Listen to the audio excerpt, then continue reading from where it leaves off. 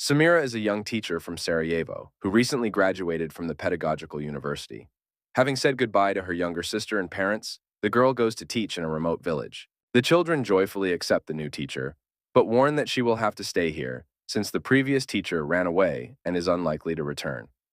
After classes, Samira allows the children to walk in the fresh air and notices that the neighboring village is smoking and the sounds of gunfire are heard from there. The parents don't answer their calls, so the teacher decides to write them a letter. At some point, she looks out the window and sees that some local residents with small children are hastily leaving the village. The next morning, Samira wakes up from screams coming from the street. Looking out the window, she notices armed men entering the village and realizes that this does not bode well. The girl manages to hide the precious things before one of the soldiers enters the house. She tries to be a friendly hostess and treats the armed stranger to coffee, but this does not improve his attitude towards her. The man orders her to pack her things and go outside to join the others, after which the villagers are gathered into the empty church. Soon the commander of a military formation appears here and orders the women and men to be separated. Understanding what this is leading to, the women do their best to hold back the little boys, trying to save them from something terrible. Once the separation has been made, the men are taken out into the street and shot, taking their lives. Girls and women are forced to board buses as they are going elsewhere. Looking out the window, Samira sees soldiers setting fire to the village to hide the traces of their crimes. In the evening, the captives are brought to the hangar and taken inside. Realizing that they will have to live here, the women lie down on the bare concrete and try to sleep in order to get some rest. The next morning, armed soldiers force the women and children outside so they can relieve themselves in a nearby field. Many are embarrassed by men with weapons in their hands, but they understand that they have no choice and obey in everything the invaders, who can take their lives.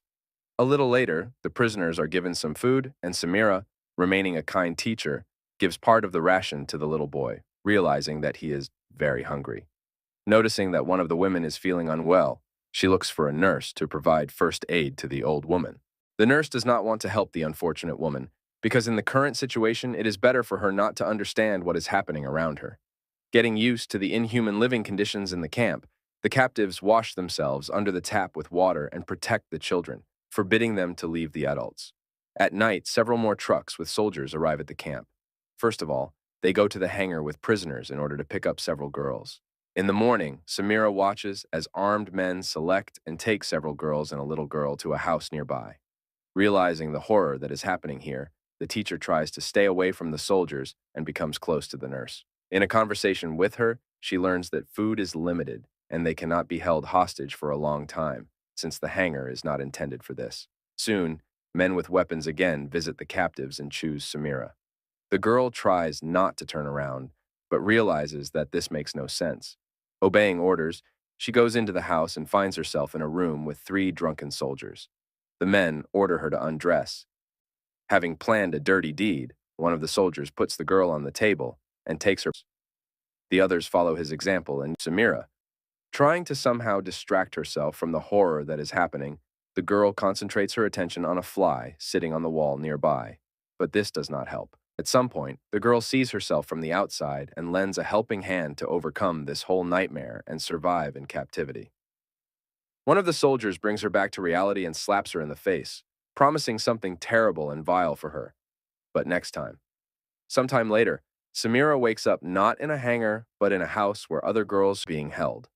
Trying to recover from what happened, she sees how every night one of the girls is taken from the room, after which the captives are forced to hear the screams of the unfortunate woman. As a result, older women became the labor force for soldiers, and young and beautiful girls became a commodity with whom one could spend the night and not pay for it. Samira most is that among the captives is little Alice, whose age does not bother anyone. The teacher shows care and attention to the girl, since she has lost her only loved one. Sometime later, one of the soldiers enters the room and invites Samira to another building, since it is her turn again. This time, drunk men give up the girl to a young and inexperienced guy so that he can have fun with her. Samira is ready for the worst and most terrible thing, but the soldier lies down next to her and falls asleep. The next morning, a man comes into the room with the captives, whom Alice recognizes as a friend of her older brother. The girl trusts the military man and leaves with him, But the next morning, she is returned half dead with terrible cuts on her back. The nurse realizes that blood poisoning is possible and asks for antiseptics to treat Alice's wounds. The women take care of the little girl and read her bedtime stories, but in the morning, they are horrified to realize that her body has already cooled down.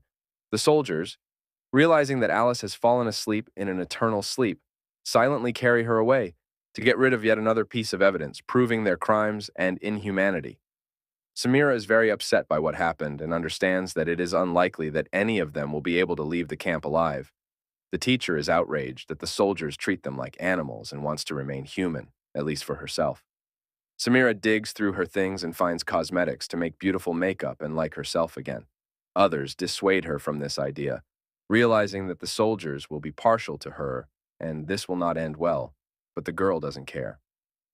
A little later, Samira is taken to the house that serves as the headquarters for the captain who runs the camp. He is not only interested in the girl, but also wants to get to know her better, realizing that she is here by mistake. The captain learns that Samira is a teacher who arrived from Sarajevo and offers to smoke to relax a little. Noticing a family photo on the table, the girl tries to find out about the man's family, but he ignores her questions. In the evening, Samira puts on a beautiful red dress and bright makeup to go on a date with the captain and he will like him. Other women condemn the girl and are convinced that a relationship with the enemy will not end well. Under the sound of sirens and accompanied by an armed soldier, Samira goes to the captain's house to have dinner with him and talk about life. At some point, the teacher thinks that she cannot cope because she is too afraid and locks herself in the bathroom. Realizing that she has no choice, Samira continues to get closer to the man and returns his kiss. At the request of one of the captives, she tries to find out if there is a men's hangar in the camp, but the captain ignores her question and asks not to think about the other people. The couple spends the night, after which Samira returns to the room with the other captives. Along the way, she thought about escaping, since there were no soldiers around, but one of them was waiting around the corner, and the girl realized that there was no point in trying to leave the camp. The next evening, Samira again goes on a date with the captain, who shows sincere sympathy for her. He allows the girl to take a bath and treats her to alcohol. Today, the man is kinder and more open, so he tells Samira about his son and does not open his hands, but only asks to touch his face. Taking advantage of the captain's romantic mood, the girl steals painkillers to give them to women who continue to suffer due to bullying from the soldiers. The next evening, the couple makes love again, and Samira finally understands that the captain has fallen in love with her. Condemnation from other captives continues because they consider the girl's behavior low. Each of the women is sure that they would take the life of a man at a convenient moment. But these are just words, because in reality, they are all weak and defenseless. The next morning begins with shootings taking place near the camp. In the evening, Samira goes on a date with the captain and sees soldiers burning the bodies of those who were not lucky enough to survive this day. The date is interrupted because the man needs to go away on business. He trusts Samira and leaves her alone. The girl tries to take advantage of the situation and call home, but no one answers her. Hearing a shot, she looks out the window and realizes that the captain has taken the life of one of the prisoners. He notices Samira and decides to remind him who's boss, but he can't use force against the girl he fell in love with. Soon, the situation in the camp continues to deteriorate as the number of people becomes smaller and the shootings become more frequent. On one of these days, the old woman asks Samira to follow her and points to her mother, who decided to commit the help of pills after her daughter died. A few days later, girls and women are asked to leave their shelters and go outside where buses are waiting for them. Samira also wants to go on the bus, but she is forced to go to the captain's headquarters. The man reports that the war is over and the girl was exchanged, so now she is free. Having said goodbye to his beloved captive, the captain gives Samira some money and returns personal belongings. On the way home, the women notice empty and dilapidated cities, engulfed in fire, and realize that something terrible was happening in the country. Having stopped at the bridge, the drivers kick out their passengers since they will have to cross the river on foot. Women overcome natural obstacles and, accompanied by machine gunners, return to their native lands. Behind the slope, they are met by evacuation buses, and the freed captives realize that now they are truly free. A few months later, Samira learns that she is pregnant from the captain. The girl decides to have an abortion, but the doctor forbids it, since the term is too long and it could harm her health. A little later, Samira returns to Sarajevo to find her parents shocked that she is still alive.